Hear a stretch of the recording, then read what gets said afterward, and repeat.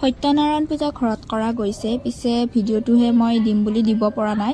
যোৱা 13 ডিচেম্বৰ তাৰিখে আমাৰ সত্যনাৰায়ণ পূজা কৰিলে, ভিডিঅ'টো দিম বুলি কিবা অলপ ব্যস্ত আছিলোঁ কাৰণে দিব পৰা নাই। আৰু এয়া আমাৰ সত্যনাৰায়ণ পূজাৰ যা যোগাৰবিলাক চলি আছে। দেও আহি পিনে এইফালে ৰংগলী আঁকি আছে আৰু বাটৰ ফালেও চাকি দিলে।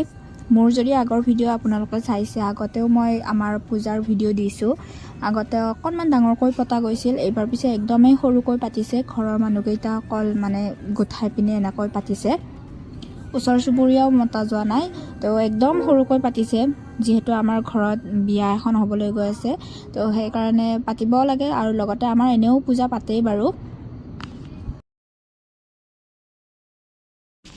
এইবাৰ আমাৰ এই সত্যনাৰায়ণ পূজাখনত বেলেগ এটা কৰা গৈছে।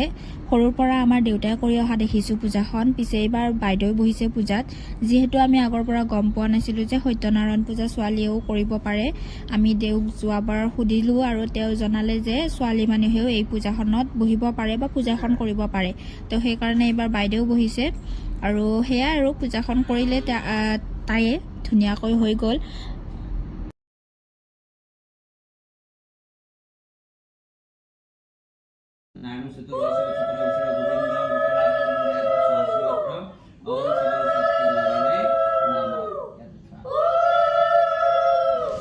আপোনালোকক এটা কথা জনাই দিওঁ যে মোবাইলটো যে আছে আপোনালোকে মন কৰিছেনে নাই নাজানো, পিছে মই কৈ দিওঁ আৰু লাইন যাই আছিল আৰু আমাৰ যিহেতু ইনভাৰ্টাৰ নাই, তো সেইকাৰণে বাইদেৱে এনেকৈ মোবাইলটো আনি পিনে লাইট জ্বলাই দিছিল, লাইন গৈছিল যিহেতু।